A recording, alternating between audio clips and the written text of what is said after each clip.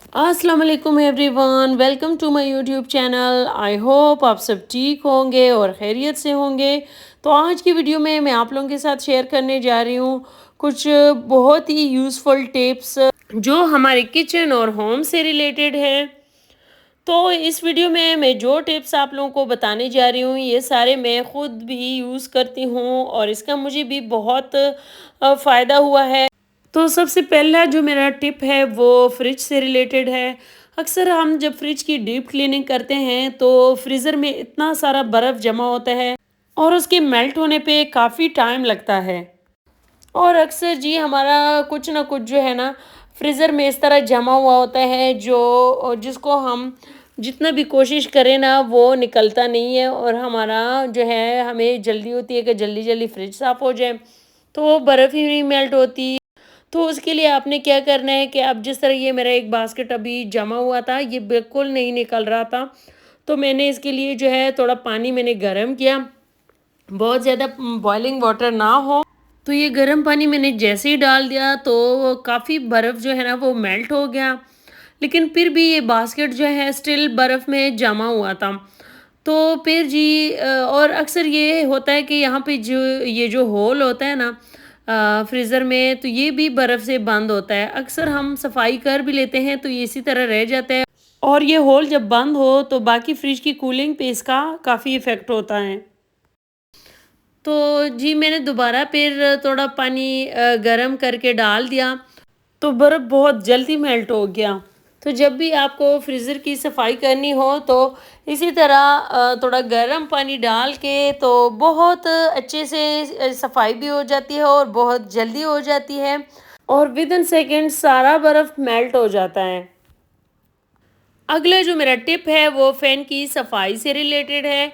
तो इस ये भी बहुत ही यूज़फुल टिप है। इसके लिए आपको एक ओल्ड पिलो कवर चाहिए और क्योंकि इससे बहुत ही अच्छी-सी सफाई हो जाती है। जितना भी डस्ट होता है, जितना भी जो गंद होता है वो पिलो कवर के अंदर ही रह जाता है और थोड़े बहुत अगर दाग वगैरह रह जाएँ तो वो आप किसी डैम्प क्लॉथ से किसी थोड़े से गीले कपड़े से साफ़ कर लें तो वो भी साफ़ हो जाता है। लेकिन ये ट्रिक आप ज़रूर ट्राई कीजिए, ये पिलो कवर वाला इससे बहुत अच्छी तरह से पंखे की सफाई हो जाती है और बहुत आसानी से हो जाती है।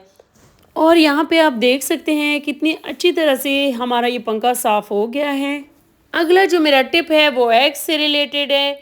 तो अक्सर जब हम एग्स को बॉयल करते हैं तो वो टूट जाते हैं और या फिर ये भी है कि जब हम वो छीलते हैं अंडों को तो वो जो अंडा जो है सारा अंडा जो है छिलके के साथ ही उतरता है।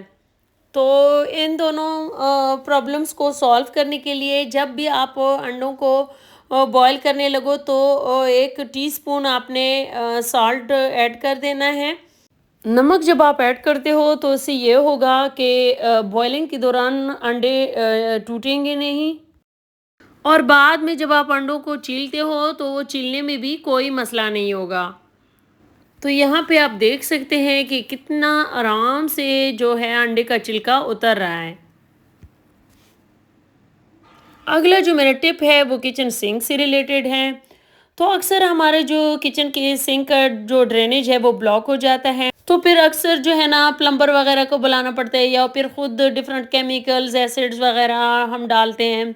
तो आज मैं आप लोगों को बहुत ही आसान सा तरीका बताऊंगी और इस तरीके में हम यूज़ करेंगे किचन में जो मौजूद चीज़ें हैं और उन्हीं को यूज़ करके हम इस ब्लॉक ड्रेन को ओपन करेंगे। इसके लिए सबसे पहले आपने बॉयल वाटर ले लेना है और यही बॉयल्ड पानी आपने उसी ड्रेन में डाल लेना है जो ब्लॉक है। इसके बाद आपने एक पैकेट जो बेकिंग सोडा मिलता है ना, ये एक छोटे तकरीबन एक छोटे कप से थोड़ा सा कम होता है, तो मैंने ये पूरा पैकेट बेकिंग सोडा लिया है और इसको मैं इसी ड्रेन में डाल लूँगी। तो बस इसको डालने के बाद आपने लेना है वाइट विनेगर जो हम किचन में यूज़ करते हैं, तो ये आपने 2 कप डाल लेने हैं। तो जैसे ही हम विनेगर डालते हैं तो बेकिंग सोडा और विनेगर का रिएक्शन हो जाता है और इसके रिज़ल्ट में ब्लॉक ड्रेन ओपन हो जाता है। और विनेगर के डालने के बाद तकरीबन 1 घंटा आप इसको रहने दें, मतलब इसमें पानी वग़ैरह कुछ ना डालें, इस सिंक को आप यूज़ ना करें। तो जब 1 घंटा गुज़र जाए, 1 घंटे के बाद आप ढेर सारा पानी डाल दें, तो ये जो ब्लॉक ड्रेन होगा, ये खुल जाएगा।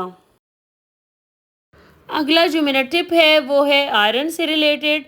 अक्सर हम जब कपड़े प्रेस करते हैं, स्पेशली ब्लैक कपड़े, और जब अक्सर बच्चों के जो स्कूल यूनिफॉर्म के जो ब्लैक पैंट्स होते हैं, तो थोड़ी सी भी जब इस्त्री ज़्यादा गर्म हो जाए ना, तो इसके साथ चिपक जाता है।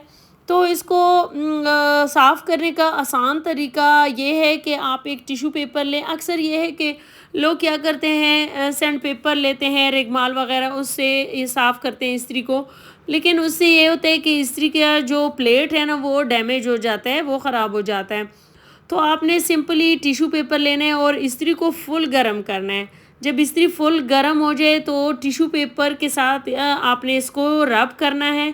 अब मैं इसको आहिस्ता-आहिस्ता रब करूँगी तो ये बिल्कुल साफ़ हो जाएगी। तो ये आप देख सकते हैं कि कितने अच्छी तरह से हमारी इस्त्री साफ़ हो गई। तो जी अगला जो मेरा टिप है वो कर्टन्स को वॉश करने से रिलेटेड है। तो अक्सर हम कर्टन्स जो है इसी तरह वॉशिंग मशीन में डाल लेते हैं। तो क्या होता है कि इसकी जो इनके जो रिंग्स हैं ना कर्टन्स के, तो वो निकल जाते हैं और हमारे कर्टन्स जो हैं डैमेज हो जाते हैं। तो कर्टन्स को डैमेज होने से बचाने के लिए, कि ताकि ये रिंग्स ना निकले, तो इससे बचाने के लिए ये देखिए मेरे ये इस कर्टन में ये रिंग निकले हुए हैं। मैंने पहले वॉश किए थे तो ये निकल गए थे, 2-3 रिंग्स ऐसे निकल गए थे। तो इसको वॉश करने का बेहतरीन तरीका ये है कि आपने इन सब जितनी भी रिंग्स हैं इनमें एक शू लेस वगैरह या कोई भी डोरी हो आपके पास मज़बूत सी, वो डाल के ना इसको अच्छी तरह से इस तरह बांध लें और फिर आप इसको वॉश कर लें। तो मैंने इसी तरह फिर किया, मैंने ख़ुद कहीं देखा था, तो मैंने इसी तरह जो है इनको कर्टन में ये शू लेस डाल दिए। तो फिर मैंने जब कर्टन्स को वॉश किया तो उसमें से एक भी रिंग नहीं निकला। तो मुझे ये टिप बहुत पसंद आया, मैंने कहा क्यों ना मैं आप लोगों के साथ भी शेयर कर लूँ। और जी यहाँ पे कर्टन्स वॉश होने के बाद मुझे बहुत खुशी हुई क्योंकि मज़ीद एक रिंग भी नहीं निकला था। अगला जो मेरा टिप है वो है चूंटियों से रिलेटेड। अक्सर हमारे किचन में थोड़ा सा भी स्पेशली गर्मियों में थोड़ा सा भी जब फूड पार्टिकल्स गिर जाएं तो चूंटियाँ जमा हो जाती हैं। तो उसके लिए मार्केट में तो ये पाउडर अवेलेबल है जिसको हम यूज़ करते हैं, लेकिन ये टॉक्सिक है तो मैं इसको जो है किचन में यूज़ करना अवॉइड करती हूँ। तो उसकी जगह आप किचन में जो है हल्दी जो हमारे पास होती है, हर किचन में मौजूद होता है, तो उसको आप लेके जहाँ-जहाँ पे भी चुंटियाँ हैं वहाँ-वहाँ पे आप छिड़का दें। तो 10-15 मिनट के बाद जो है चुंटियाँ बिल्कुल गायब हो जाएँगी और 10-15 मिनट के बाद आप उसको साफ़ भी कर सकते हैं। जी, तो अगला जो मेरा टिप है वो कॉफ़ी से रिलेटेड है। अक्सर हमारे कॉफ़ी में जो है मॉइस्चर आ जाता है, तो उस मॉइस्चर से बचाने के लिए तो आपने एक टिश्यू पेपर या कॉटन क्लॉथ लेके उसमें थोड़ा से चावल डाल देने हैं। तो चावल जो है वो मॉइस्चर को एब्ज़ॉर्ब करता है, तो ये आपने ये कॉफ़ी का जो जार है उसमें रख देना है। तो इससे क्या होगा कि हमारी जो कॉफ़ी है वो मॉइस्चर फ्री रहेगा। और जी अगला जो मेरा टिप है वो ये है कि अक्सर हम जो है स्पेशली समर में चूंटियों से बहुत तंग होते हैं, क्योंकि जहाँ पे भी जिस कंटेनर में भी शुगर हो, चीनी हो, तो चूंटियाँ उधर जाती हैं। तो इस चूंटियों से बचाने के लिए हमें क्या करना है कि आपने 5-6 दाने लौंग के ले लेने हैं और वो इस तरह से अपनी चीनी में रख देने हैं। इससे ये होता है कि लौंग की स्मेल से चूंटियाँ भाग जाती हैं और हमारी चीनी चूंटियों से महफूज रहती है। अगला जो मेरा टिप है वो दालों और चावलों से रिलेटेड है। अक्सर हमारे दालों और चावलों में कीड़े पड़ जाते हैं, तो इनको कीड़ों से बचाने के लिए इनका हल हमारे किचन में ही मौजूद है। इनमें एक तो है कड़ी पत्ता जिसको तेज़ पत्ता भी कहते हैं, और दूसरा जो है लाल मिर्चें हैं, सूखी हुई लाल मिर्चें। तो इन दोनों को हम दालों और चावलों में रख के तो कीड़ों से महफूज रख सकते हैं। ये तेज़ पत्ता और सूखी हुई जो लाल मिर्चें हैं, इनकी वजह से दालों और चावलों में कीड़े पैदा नहीं होते। तो ये बहुत ही आसान सा तरीका है दालों और चावलों को कीड़ों से महफूज रखने का। तो आज के लिए इतना ही। आई होप मेरी आज की वीडियो आप लोगों को पसंद आई होगी। अगर पसंद आई हो तो लाइक ज़रूर कीजिए और मेरे चैनल को भी सब्सक्राइब कीजिए। तो मिलते हैं किसी और अच्छी सी वीडियो में, तब तक के लिए अल्लाह हाफ़िज़।